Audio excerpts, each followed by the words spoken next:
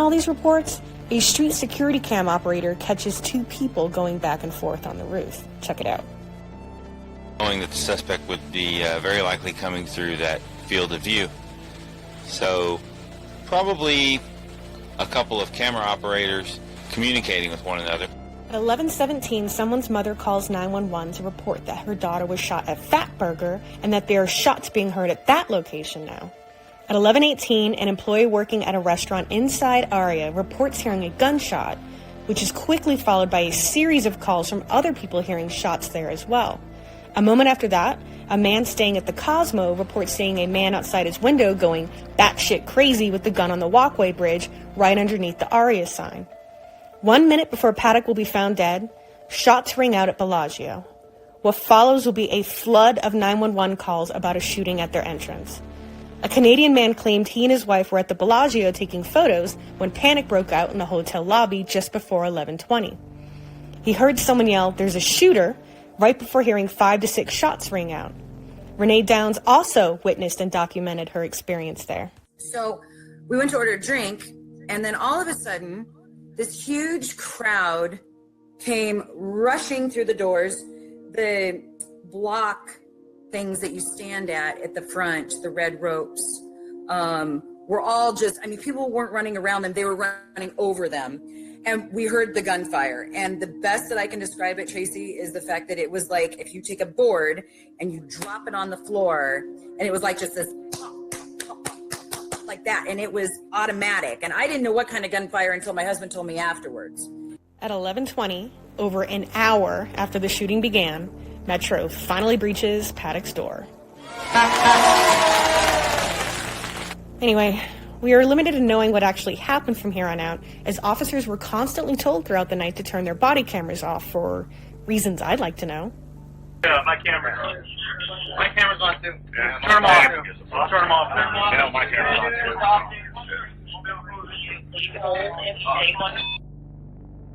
For some reason that you might have already noticed, LVPD officers were under the impression that SWAT took down the shooter that night, with CNN even going as far as to claim that Paddock tried to fight his way through officers and even shot one of them before they were forced to kill him. Because journalism. It was initially reported that perhaps he had taken his own life at the very moment the SWAT team was making entry into his room on the 32nd floor. Now they've clarified that point. They say that as the SWAT officers actually broke in the door, that the gunman charged them, made it through the door, struggled with the officers, and was able to get off at least one shot, wounding one SWAT officer in the leg. And they wonder why we call them fake news. So apparently everyone except the K-9 officer leaves their body cameras off, and the LVPD had to be sued to even release that in full. Let's see why.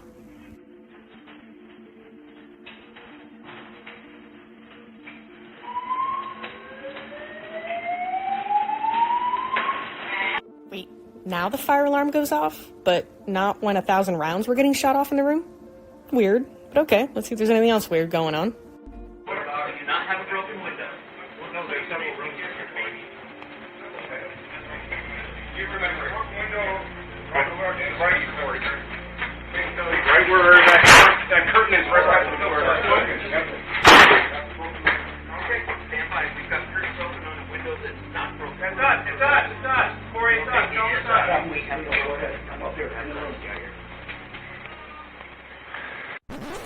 Wait, what? The officer is standing right where the broken window should be, and he can't find it? Shouldn't he literally be stepping and crunching down on hundreds of shell casings and broken glass, according to LVPD's crime scene photos? And why are the curtains damaged to hell in the pics, but look perfectly fine in that video? And for the record, this particular can't find the broken window footage was edited out when mainstream media outlets like the Associated Press aired the footage. Why? What's going on here? I can find footage of the very few times shots were fired out of 134, but I'll be damned if I'm able to find footage of muzzle fire coming from 135 anywhere. Metro 5's helicopter was also unable to find the broken window on their first sweep. I've sat through the footage myself, and weirdly enough, I can't find it either. It does magically appear on helicopter cam after 11:56 and instantly blatantly visible by morning, but those moments in between not seeing it and seeing it are censored out of Metro helicopter's footage from that night. Why? To make it even more interesting, A 911 call would come in from a man staying below Paddock, complaining about hearing an explosion going off and hearing glass fall outside his window at 11:32. Got a question here. So I just checked into Mandalay Bay, and I'm on the 21st floor, and I just heard what sounded like a explosion above me, and then glass coming down around me, or right outside the window.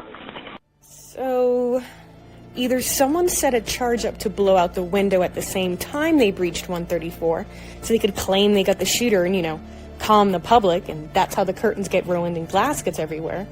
Or the charge from breaching 134 shook a big enough chunk of glass loose, making a hard-to-notice slightly broken window now more visible and obvious, which, for some reason, shooting 1,000 rounds out of didn't shake anything loose off earlier. This is why we, the taxpayers, pay for body cams, so you can use them. Although I do love how body cam footage does pick up officers raiding Paddock's minibar on a hot crime scene. Want some Pringles?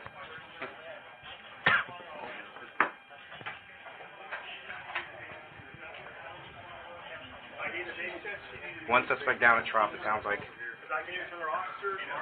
I understand officers have hard jobs, and I'm back the blue and all. But are you fucking kidding me right now? And what suspect is down at the Tropicana, by the way? What a complete shit show of an investigation. Anyway, the two officers looking for the broken window they can't happen to find are Brett Brosnahan and Corey Mickelson, who aren't even listed in the final report as being there, which makes me feel real good about Metro's record-keeping skills. But at least now we know how hard drives can walk off a crime scene, and evidence as important as the door locks get tampered with. The status of that door that was locked in the suite is pretty important, right? Because the reason we're not looking for anyone else is because the door was locked from the inside. Okay? Right? Mm-hmm. This is the fulcrum of the entire case. Everything else either opens up to that or closes that. Of course, Lombardo closed it. Mm-hmm. But this is the blunder. In their final report, the status of the deadbolt was extended, which means the door was breached while the door was locked, so therefore the deadbolt's sticking out. Makes sense. In that first preliminary report, same photograph of the door and the lock, the deadbolt is in. Was it locked? Was it open? There's a huge issue here whether Paddock's deadbolt was locked from the inside or not, since LVPD managed to post pictures of it unlocked in the preliminary and locked in the final report. Considering Lombardo's entire "we don't have to investigate anything further" case of Paddock being the lone shooter rested solely on him barricading himself inside his room, this was a very important and suspicious detail to screw up. Now's probably a good time to mention that many LVPD officers working that night were forced to sign non-disclosure agreements, barring them from ever talking about what happened. Why? Does that sound like Lombardo is running an honest, transparent investigation with nothing to hide? As much as it seems that I'm bashing LVPD's handling of the case, it's really Sheriff Lombardo who is to blame here, as he handicapped his men from telling the truth and solving the crime from the get-go. Your job, Sheriff Lombardo, is to serve and protect the people of Vegas, not cover it for the FBI, who clearly screwed up here somewhere or orchestrated it all together, as it's been discovered they like to do.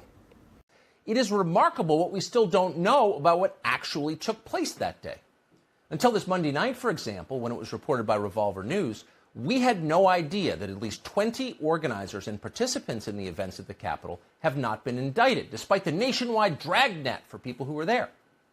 This is interesting. The government knows exactly who these people are, but has refused to charge them with crimes. Why is that?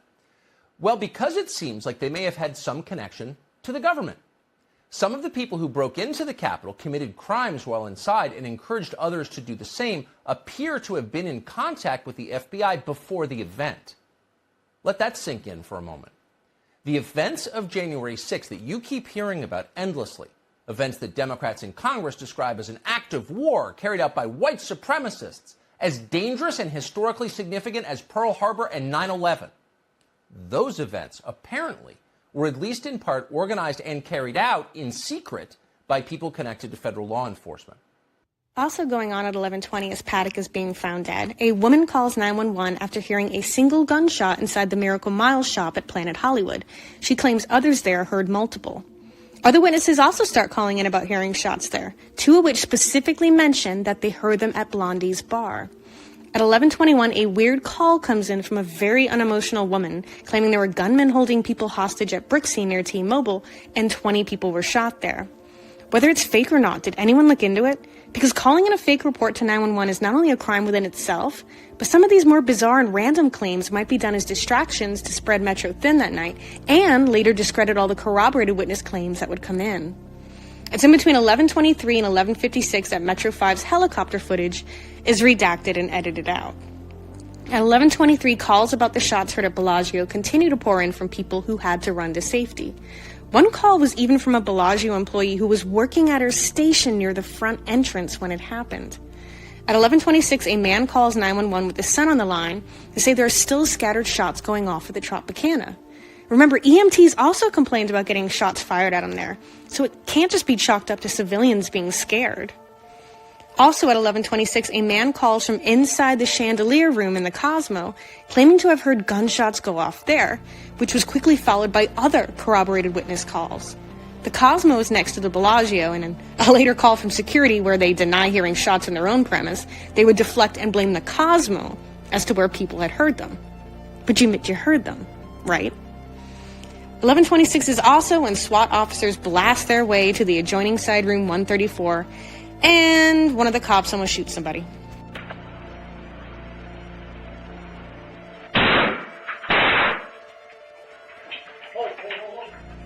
Where those shots come from?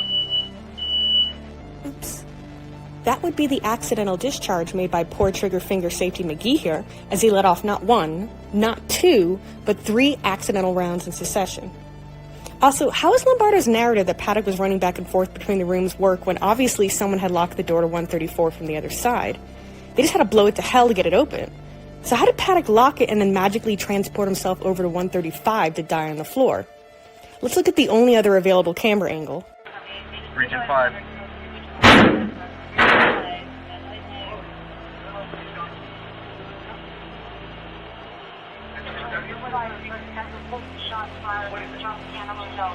Shots fired in Trop. Hold. Everybody hold. Yep, we still have this closed door right here. All right. Mach, are you staying? I'm staying. All right. I got police!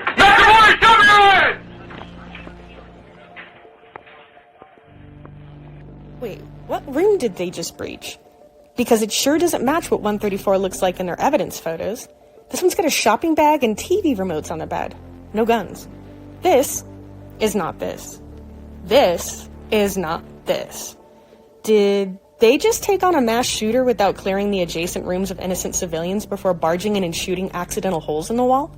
Considering one of the deceitful excuses Lombardo gives as to why officers loiter around for over an hour before going in is that they were clearing rooms nearby when obviously that's not true. The other excuse Lombardo gives as to why the breach took so long was that he was waiting for SWAT. I don't know if you noticed here, but this is not a SWAT team. It's 1 SWAT officer, 2 K-9 units, and a bunch of regular patrol officers. And good on them for going in. But where's the rest of the 40-plus man SWAT team and all their gear? What were they doing that night? They're not anywhere. At 11:29, an officer pulls one possible suspect out of a trash can. Okay, why was the guy in a trash can? Was he hiding from shots? Did he see something? At 11:30, a CVS employee near Bellagio reports hearing multiple shots and people running. At the same time, a woman calls to say her and her wife are hiding from gunshots at the Bellagio. She claims she heard about 4 to 5, which corroborates with all the other witness statements from that incident. Then a man calls 911 to say he heard a single gunshot and saw people running at Excalibur now, followed by the first of many calls from people hearing gunshots and running from a shooter on the Paris casino floor, which is corroborated over the scanner by a female officer at the scene.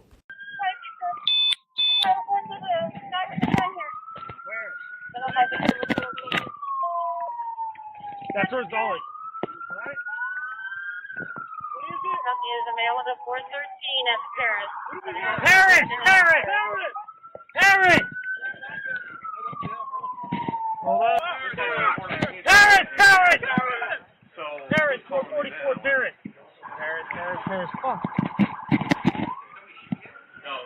Okay, this channel in South Central that we do have one suspect down and in custody for SWAT. At 11:31, an officer takes 3 suspects into custody, including 2 women with possible weapons. Okay, what happened with that? 11:32 is when that guy calls about hearing broken glass come down outside his window, and where a woman staying on Paddock's floor calls in worried about a fire because there's smoke coming in from underneath her door. A minute later, another woman staying on the 33rd floor would call about an explosion occurring below her. It's strange only because why would they notice and complain about the second breach but not the first?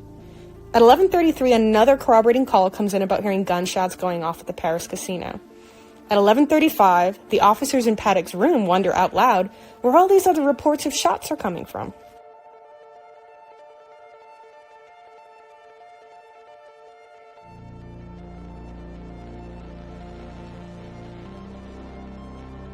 Oh, he looks like he's been dead a while, you say? And you're wondering what all these other shots are that people are calling in about? Me too. It's also at 11:35 that Metro hovers over the Tropicana a little bit and then flies away up north? What? What could possibly be more pressing than what's going on in Vegas right now? 11:31, 11:32.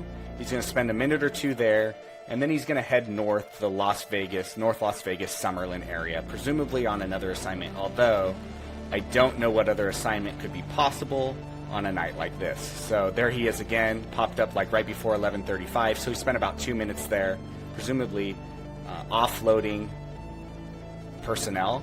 I don't know why else he would land, but he makes a brief stop over Tropicana and then heads north. I zoomed out here so you can see he heads north. He ends up over near the Summerlin area of Las Vegas.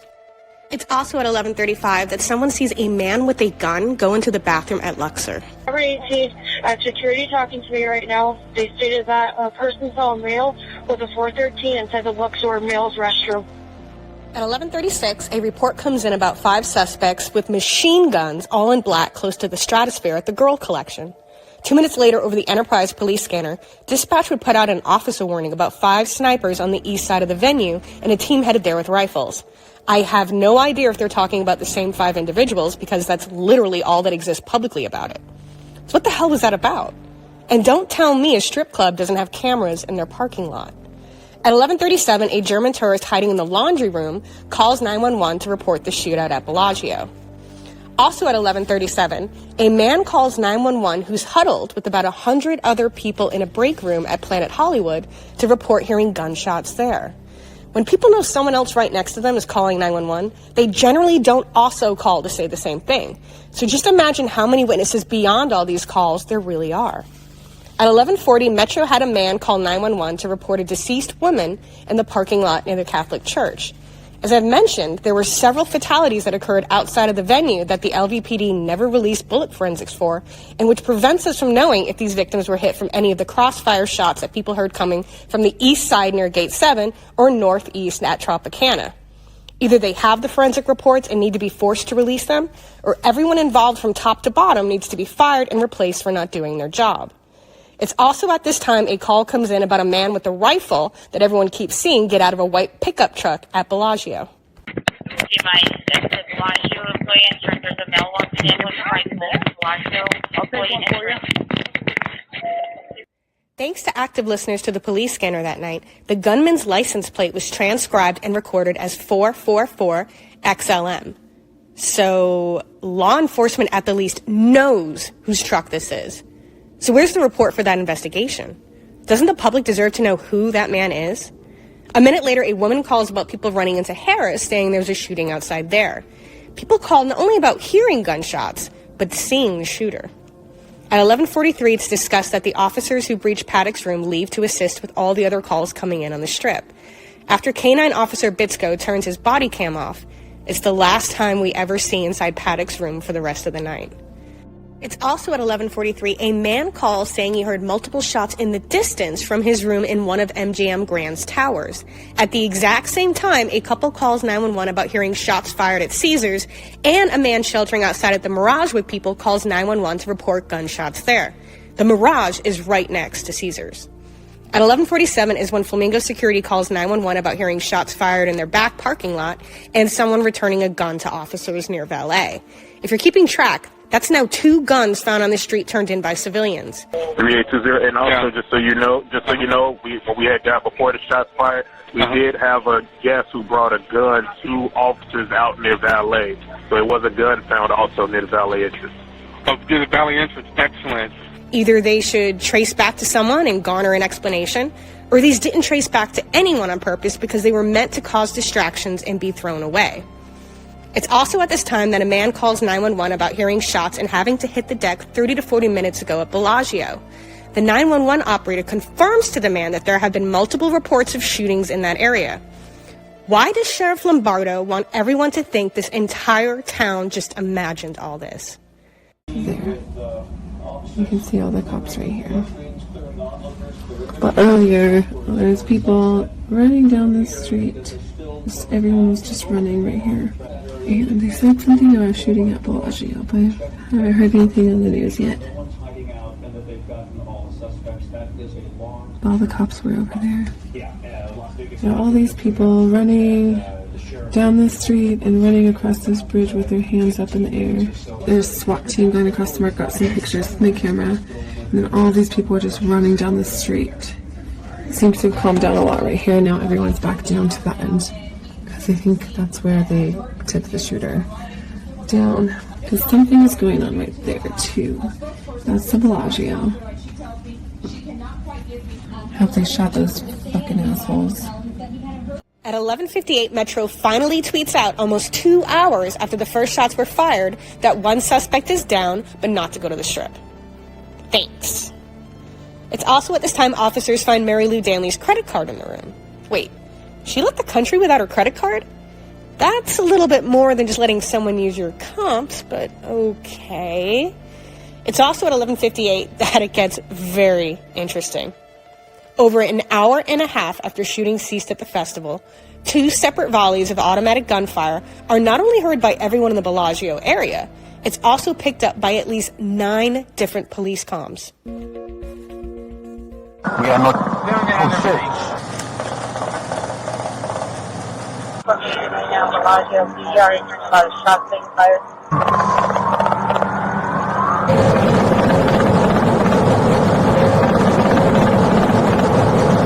We're getting a 415A now, Bellagio, PDR is hearing a lot of shots being fired.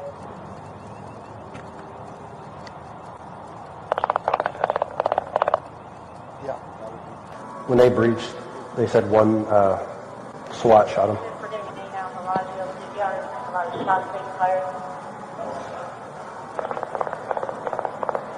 That's a shot. That's a shot.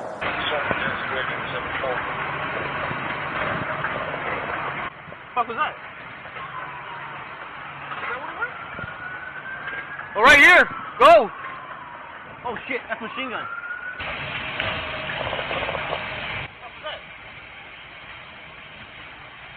Units for getting a 415A now, Bellagio, PDR is hearing a lot of shots being fired. Is that what it was? Oh, right here! Go! Oh shit, that's machine gun. That's machine gun fire. Units for getting a 415A now, Bellagio, PDR is hearing a lot of shots being fired.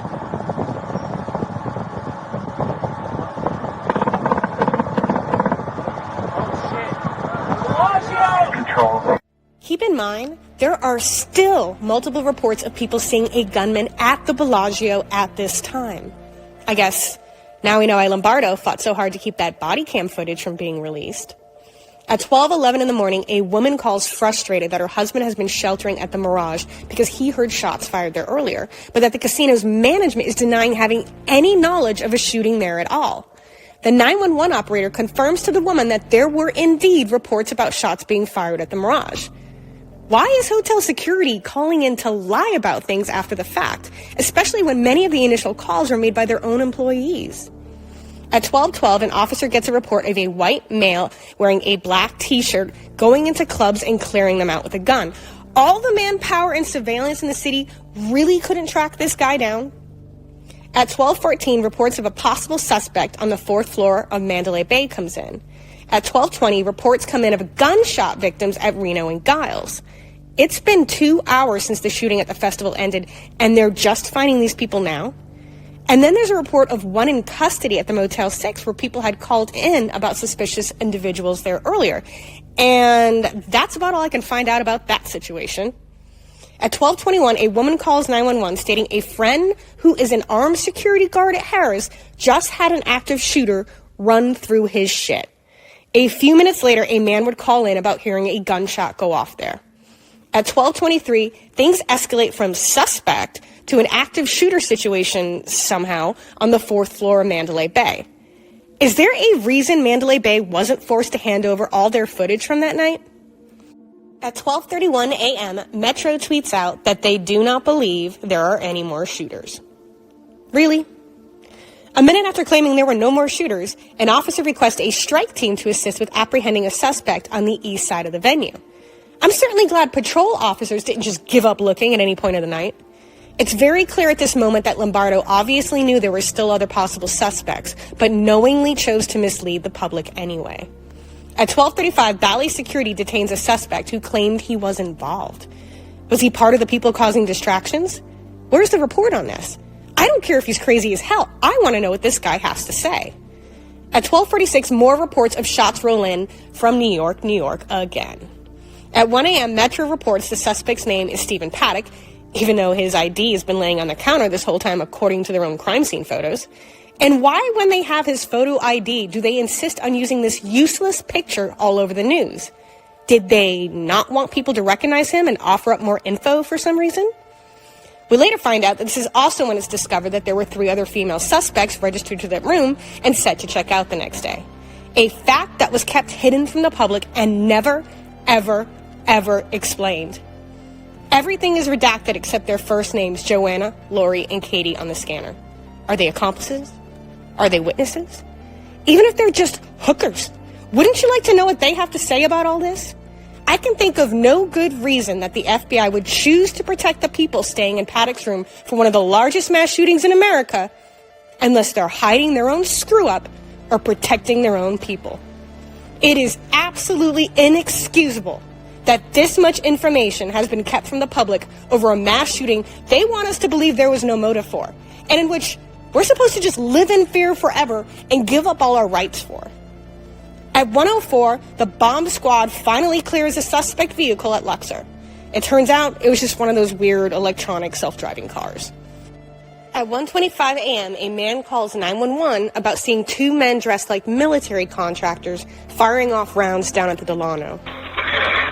We were standing in the bar area, in the base of the bottom of the Delano, the casino level of the Delano, and I saw 2 gunmen with look like AR-15 type rifles come around the corner of the hallway, and they positioned themselves in a tactical manner with their rifles pointing down the hallway. At that point, I moved away from the hallway so I wouldn't be shot at or shot, and then as soon as I moved, shots were fired, multiple rounds, probably 5 to 10 rounds at a minimum, and then moved to ran to the elevator and took the elevator up. At 1:32 a.m., a woman contacts police about catching a shooter on video. So, where's this video? Was it scrubbed off the internet like all the other ones I can't find anymore? Where are all the surveillance videos from casinos that night? You mean to tell me there's no camera on Delano's roof or Tropicana's roof? No, we're just limited to what we can scrape together from the body cam footage we forced out of Metro and citizens' cell phones that they were nice enough to post. At 3:49 in the morning, officers recover a casing in the bathroom at Paris.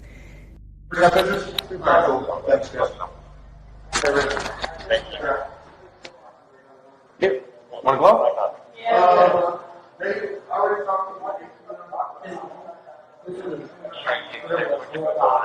Yeah, it's a gold dot spear, yeah. I'm fairly confident that's ours.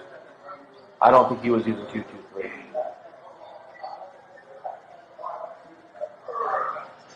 As a purpose, make sure you check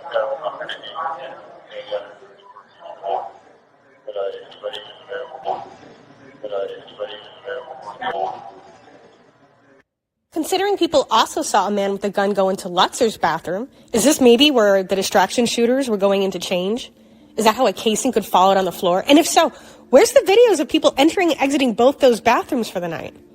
This is the most insulting excuse of an investigation this country has ever seen.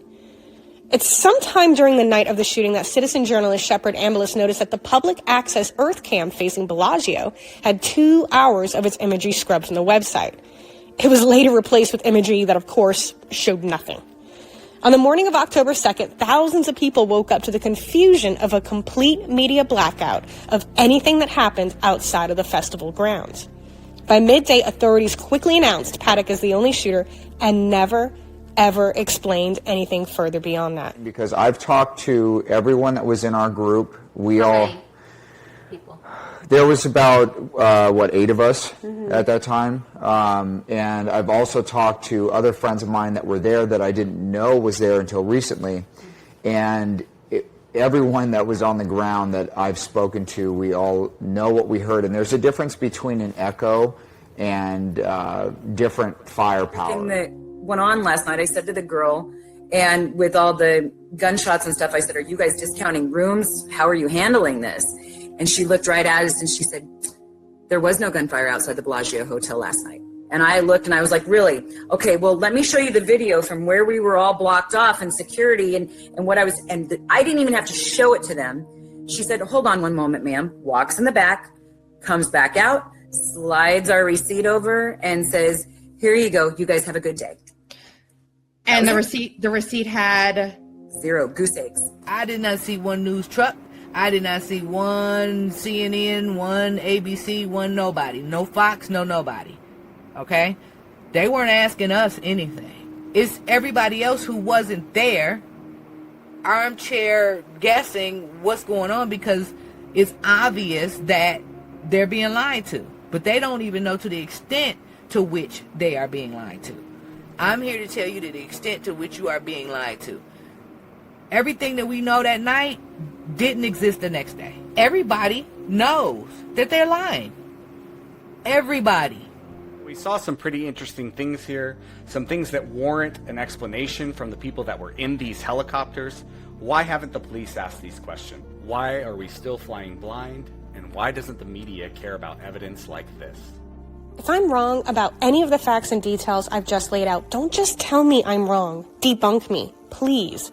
Show me the missing footage. Show me how these instances were resolved, because everything I'm looking at screams government cover-up.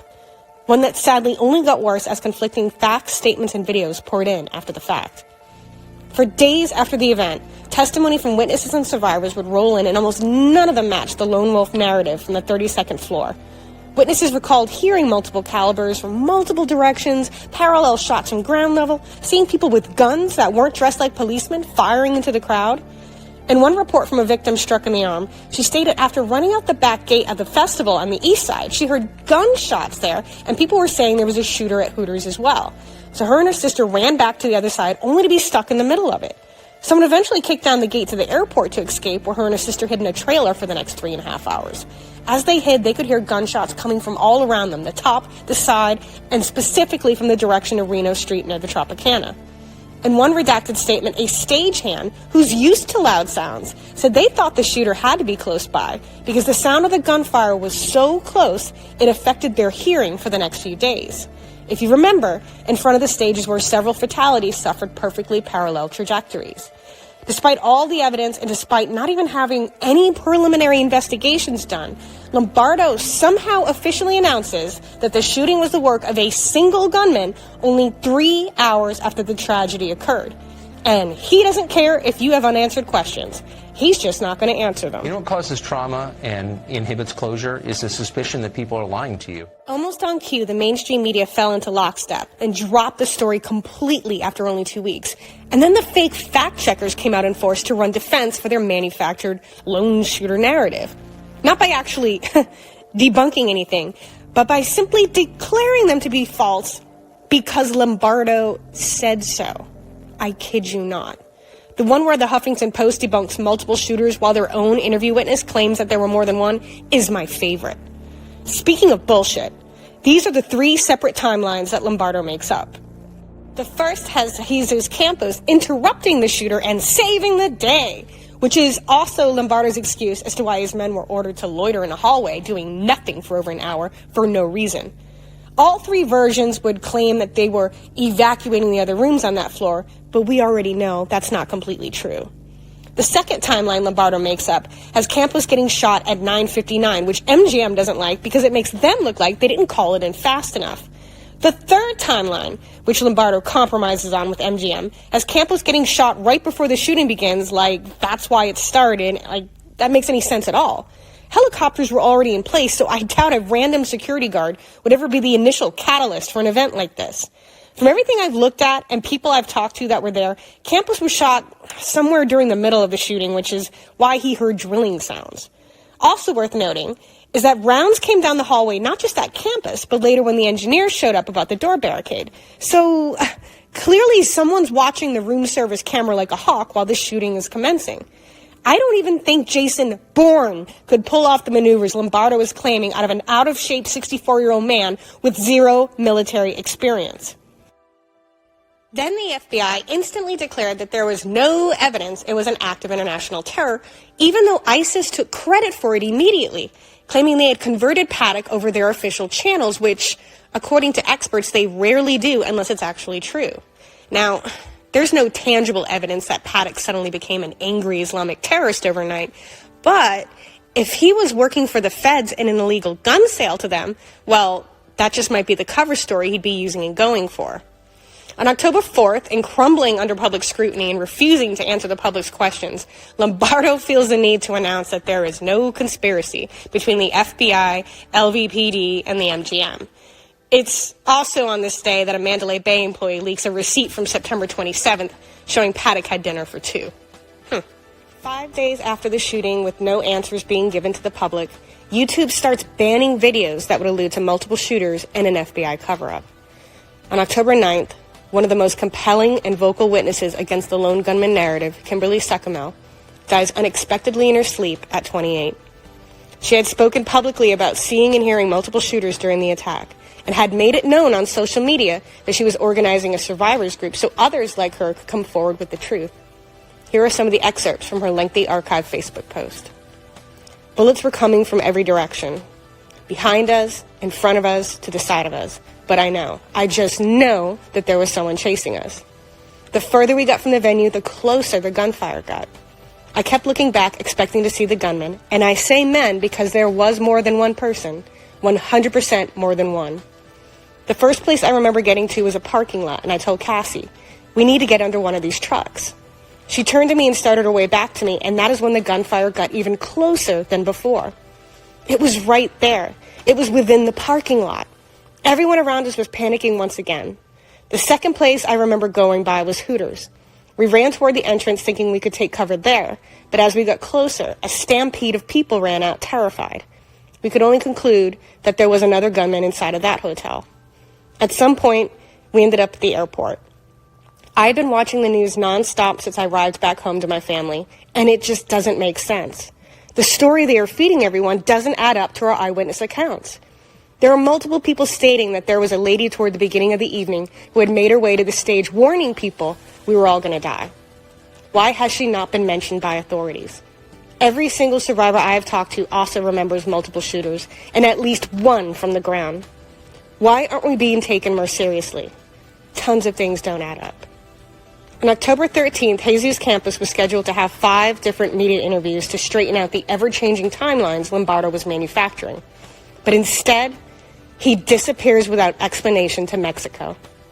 5 days later, Jesus Campos would reappear on the very unserious Ellen DeGeneres show, where she leads him through an extremely controlled narrative per orders of MGM, who feared he would crumple and reveal their liability if he were ever interviewed by real reporters. Ellen decided to announce firm that this would be the only interview he will ever give on the topic.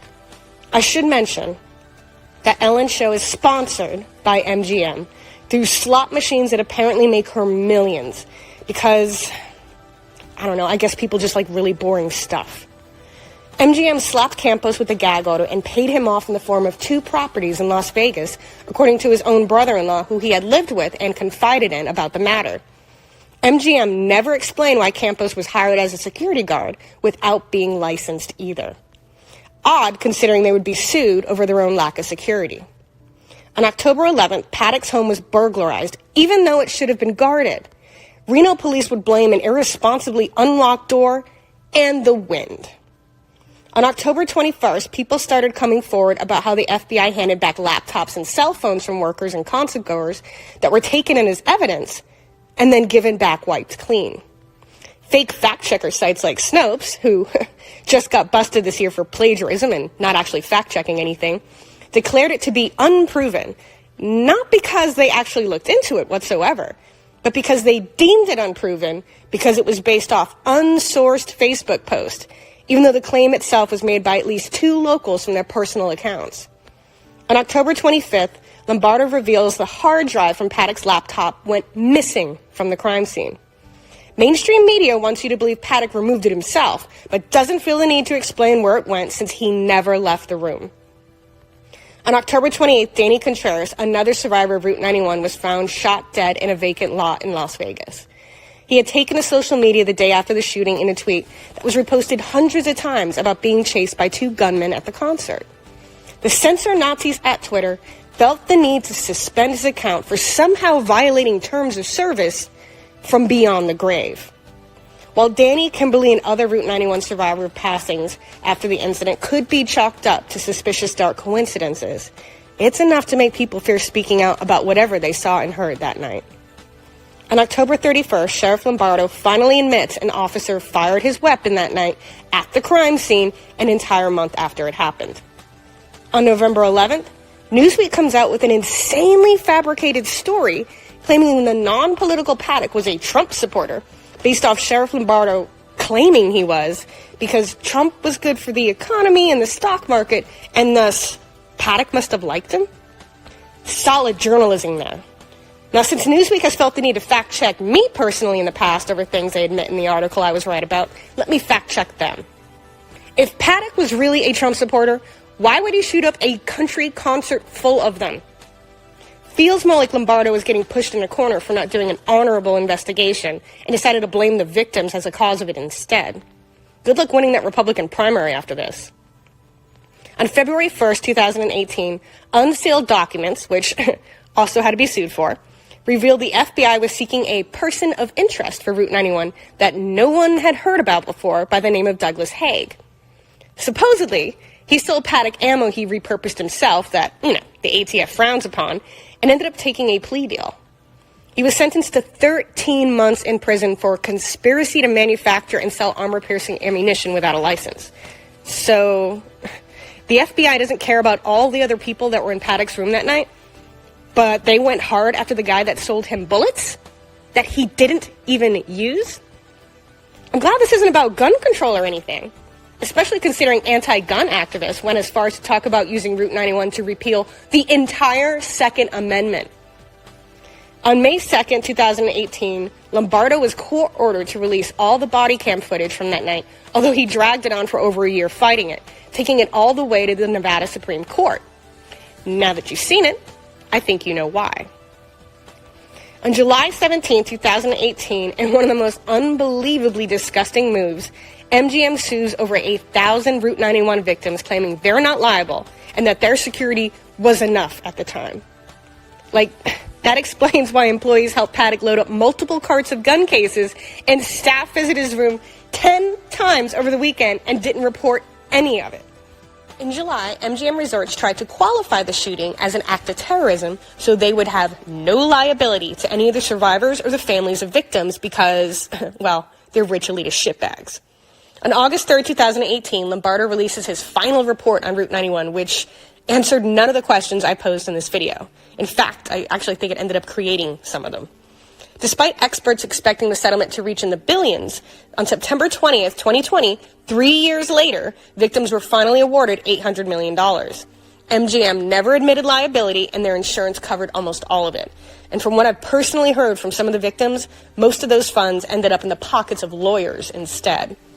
Then there's also the issue of the $32 million raised on GoFundMe by Governor Sisolak and Sheriff Lombardo for the victims. Now, I can find articles on how they intended to disperse the money to people, but absolutely nothing showing that it ever was. When confronted about it, Lombardo claimed there was an audit done that apparently no one has ever seen and no one can find, and then goes on to ignore the person that asked.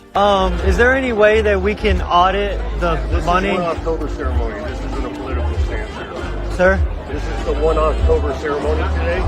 This isn't a political stance here. No, has to do everything with the Mandalay Bay shooting. Yeah, the 1 October funds have been audited. There was a committee. I don't want to talk about that today.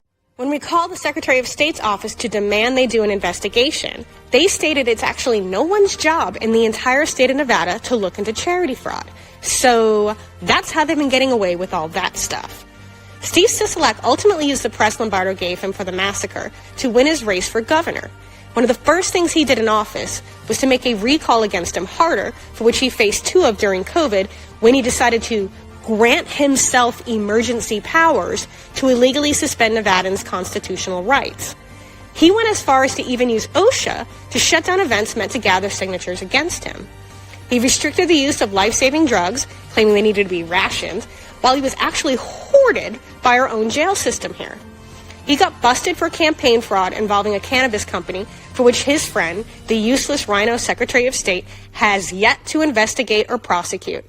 Together, they solidified election fraud that she also refuses to investigate, even though she publicly admitted fraud occurred, but not widespread enough for her liking, or whatever that means.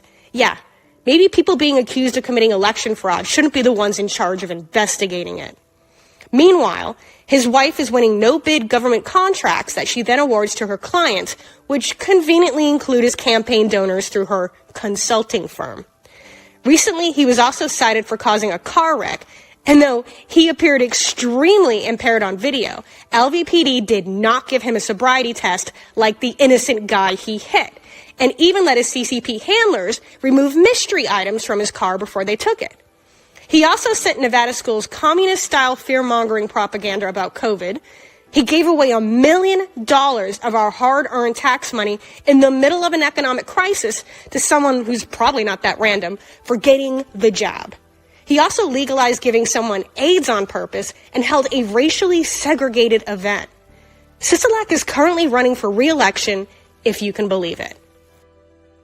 Sensing that sinking ship and not being able to afford someone else coming in and blowing their giant cover-up, Sheriff Lombardo has now decided to run for governor against Sisolak as a Republican. Because in order to keep corruption going in Nevada, you have to own both teams running. There seems to be more support against him than for. I mean, I'm sent to Kingdom Come, and I've been in permanent Facebook jail the last 4 years. And even I have 237,000 more supporters than him. And I'm not the one running for governor or paying for ads. Considering his refusal to uphold the Constitution, defend our rights, and the fact he helped cover up one of the largest mass shootings in history, we'll see if he's still running once people in Nevada know the full truth about him from this video. The judge that originally heard the case, the daughter of the VP of security for the MGM at the time, Jennifer Tagliani, is now the chairwoman of the Nevada Gaming Commission. You see, in Nevada, for some corrupt reason, it's the Gaming Commission that's in charge of verifying our riggable Dominion voting machines. So yes, the commission the governor is in charge of appointing is in charge of making sure him and his people aren't cheating elections. Because that's not an unbelievable immoral conflict of interest or anything. Now that I've laid out all the facts they didn't want you to know about, this is the part where everyone's going to ask me now that I've looked at everything, what do I think happened? I'd honestly prefer people come to their own conclusions, but I also understand I easily spent more time researching and putting this together than any other article I've ever written or anything I've even done for college. And for the record, history degrees are nothing but neurotically researching and writing about subjects using stupid amounts of references, but at least it comes in handy for something. And while Lombardo is satisfied with writing everything off that happened on the Strip that night, whether it was witnessed by thousands of people and caught on video as distractions that he doesn't think he needs to investigate, I think I can at least lay down a more reasonable and plausible premise for you than that. Disclaimer, it's called an opinion. If it seems as if I left something out, it's because I was able to debunk it, there wasn't enough evidence for my satisfaction, or it had been scrubbed from the internet and I could neither find it nor verify it. I am praying more people come forward after this so we can find the missing pieces, or at least harass and sue Lombardo and all these casinos into releasing the missing footage and reports that could solve all this. There are also a lot of things I know but can't prove in a manner I can use yet, so I'm just going to keep this very conservative and stick to the facts at hand. So, it couldn't be clearer that the FBI and the LVPD covered up the attack to protect whoever was really behind it. What we don't know is why. Now, I can't think of a reason for burying it so quickly and so blatantly unless our government played some part in it in a way they shouldn't have, and they just can't afford to have people to know what they've done. If they wanted to solve it, they easily could, but they clearly don't want to, and they definitely don't want to give people the tools like me to do so for themselves. Now, I don't know if people were shooting from helicopters. People sure seem to think so. I think they at least played a role in providing air support and possible drop-offs and extractions of other gunmen. Going off eyewitness accounts and bullet trajectories, I believe there were shooters triangulating the concert to maximize fatalities and attempting to hide their own fire within the burst of automatic fire from Mandalay Bay. The amount of headshots and parallel trajectories tells me there was likely a sniper shooting from the main stage area, like many heard and suspected, a shooter in the parking lot that multiple people saw and heard, and at least a team or two over by the Tropicana Catholic Church area, while shell casings and other casualties were found. There might have been specific targets in the crowd, or it might have all been a distraction for something else. It really wouldn't be that hard, though, to take off with a casualty or more by pretending to take them to the hospital and then never accounting for the body later. No matter who else was involved or what the other targets and goals could have been, it still leads right back to our government and what they got out of covering up the murder of 58 innocent, hard-working American and Canadian patriots. And historically, that reason has always been to push a war, which in this case they denied foreign terrorism, so it can't be that. Or it's the Saudis again, which our government keeps protecting, and that's a whole other story. Or use it in the hopes that people will willingly forfeit their constitutional rights in the name of public safety, which has been used a lot these last few years. When Australia's Port Arthur shooting killed 35, their country ended up using it for a gun grab. Obama ominously praised the Australian people for giving up their gun rights and, quote-unquote, when Australia had a mass killing, it was so shocking the entire country said, well, we're going to have to completely change our gun laws. Something I'm glad patriots didn't consider bowing down to, and something Australians might be regretting at this point. I think Paddock's real gig was more than likely selling illegal firearms, either for himself or the feds, and then laundering the money through gambling, which Ann Coulter hit on the head by pointing out how ridiculous the media was, proclaiming that in the lone world of video poker, Paddock made millions. Illegal gun trading is the only thing that explains why he bought guns separate from his personal collection and showcased them in an upscale, albeit garishly decorated Las Vegas suite. His last real job was decades ago as an accountant for Lockheed Martin, one of the largest military-industrial complex and government contractors out there. His complete lack of an online presence also makes him lean toward being some kind of federal spook. The explosive targets they found in his car are the same ones I use in discount pumpkins and watermelons or whatever to make things go boom in the desert, which would also make sense if he was planning on demonstrating them for a large gun sale.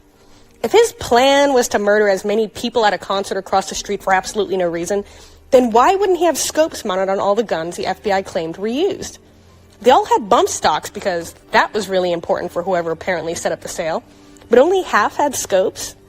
He's worth over $1 million, and we're supposed to believe he wouldn't spend a little extra to go all out on his big moment? He also paid his taxes on his gambling wins before this happened because that's what someone does right before they go down in a blaze of glory, especially if they're an anti-government nut like the leftist rags tried to push. I love how The Guardian considers Paddock far right, based off a conversation I guarantee you never happened with strangers about Ruby Ridge, Waco, and FEMA being used to push the New World Order, which he wouldn't be wrong about if he did. But according to them, not trusting the government is a right-wing thing. Yeah, no. Most people don't trust the government these days, and probably a whole lot less after this year. I think whatever gun deal he was doing went sideways with whoever was in that room. He got popped somewhere along the line to be the patsy, I don't know, probably when they heard that .345 lone gunshot and the door lock started to get messed with.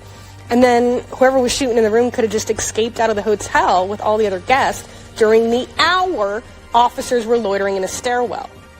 Even the lone SWAT officer was wondering if the shooter was still in the room because they had taken so long to get there.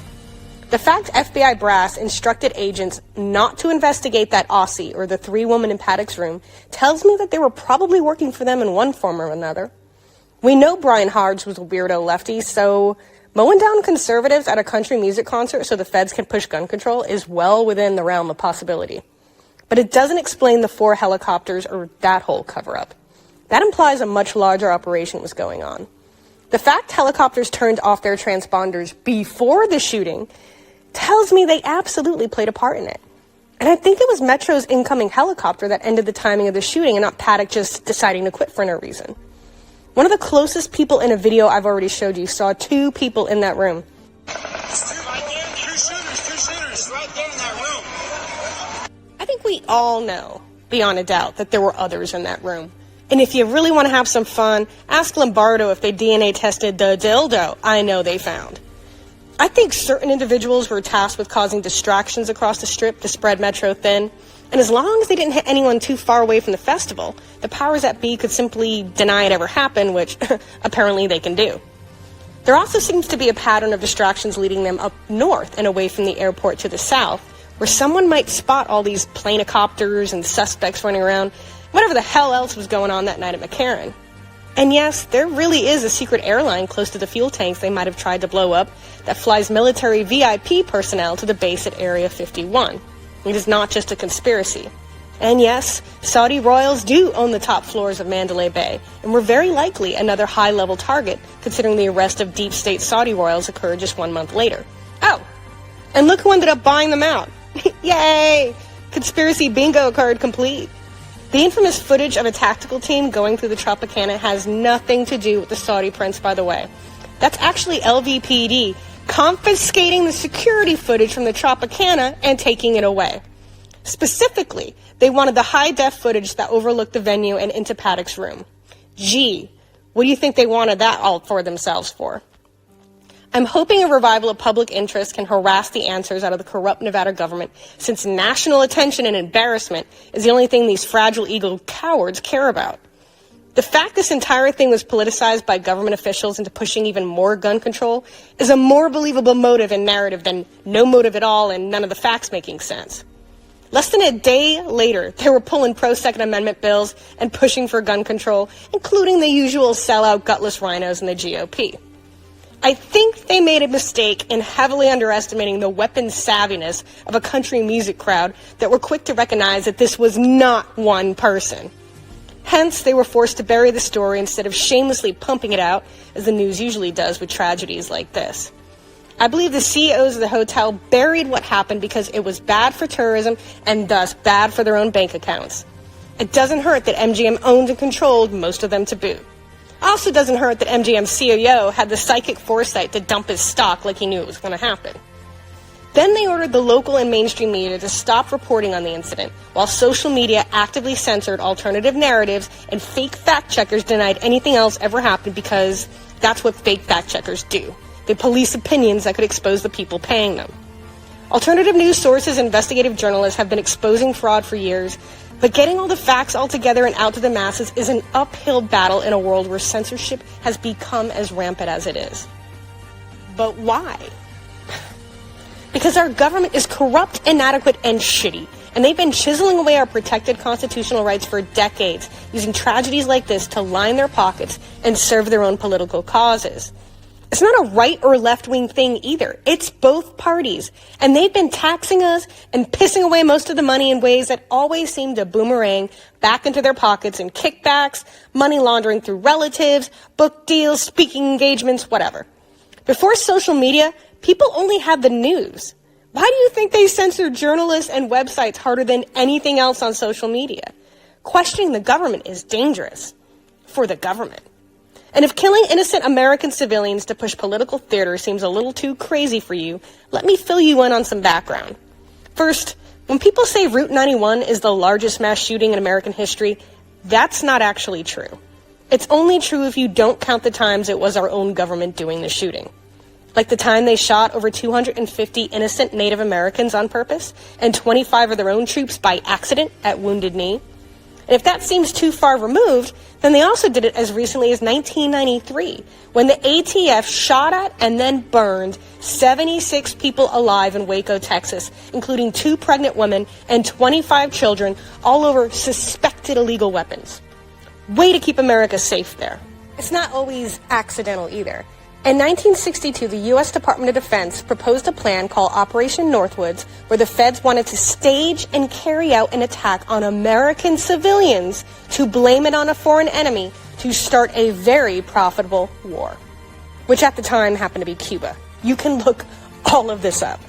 Our own Joint Chiefs of Staff concocted plans to blow up U.S. ships or stage riots. One plan to avoid civilian casualties, involved loading up a passenger plane, giving people backstories and aliases, unloading them, and then using an unmanned drone masquerading as that plane to be shot down, start a war, and then ultimately get Americans killed during wartime anyway. And they wonder why people think certain things. Unbelievably, every chief of staff signed off on it at the time, except President Kennedy. And we all know what happened to him. Subsequently, President Johnson took over and within months used a Gulf of Tonkin incident that we already suspected was fake then, but now thanks to released documents know for sure, to leverage war powers from Congress to drag America into the Vietnam War. A war which benefited absolutely no one other than the military-industrial complex selling weapons of war, tanks, bombs, guns, and chemicals like napalm and Agent Orange that poisoned our troops, civilians, and everything in between. Let that sink in for a second. We lost over 58,000 service members in one of the bloodiest, most pointless wars of all time over a lie pushed by a sitting U.S. president. It didn't end there either, I hate to tell you. But before Route 91 happened, Congress was set to vote through 2 pro-gun bills, one concealed carry permit reciprocity bill, and one loosening restrictions on suppressors to protect gun enthusiasts, law enforcement, and military from hearing loss. After the Vegas shooting, everything was shelved, and the feds, as an added bonus, got their undying wish to ban bump stocks. Bump stocks are crap, and few seem to care, but I was looking forward to having my Nevada concealed permit carry over to other states I traveled through, so I'm not theoretically an accidental felon for crossing state lines. It should be like a driver's license, valid in all 50 states. But anyway, they clearly wanted more, but without being able to push the story in the media due to all its holes, that's all they got. That and whatever money they made selling extra security devices. We'll never know what other underlying targets and causes they got or accomplished either. Not without severe public outcry to uncover the rest of the cover-up, which I hope happens with this video. I hope a lot of people wake up to what our government's capable of after this. Think about how the last 2 years alone and how corrupt government officials got caught funding a virus to make it more deadly to us, and then they used it to take away our most basic rights and freedoms. They're spending money and creating debt in a way the next generation will never be able to get out from under. And all the while doing whatever the hell they want themselves, like the hypocritical parasites they are. The FBI, the government, our politicians, they are all out of control, and they have been for a while. We need to return to the original understanding of our Constitution and strip the federal government back down to only the powers originally allotted to it. Our founding fathers didn't trust the government either, and now I can see why. But most importantly, we the people should be mad as hell. We should be demanding the truth en masse from Sheriff Lombardo, Governor Sisolak, FBI agent Aaron Roos, and anyone still covering this tragedy up until we as Americans get the rightful answers we deserve. And until we do, nothing will change.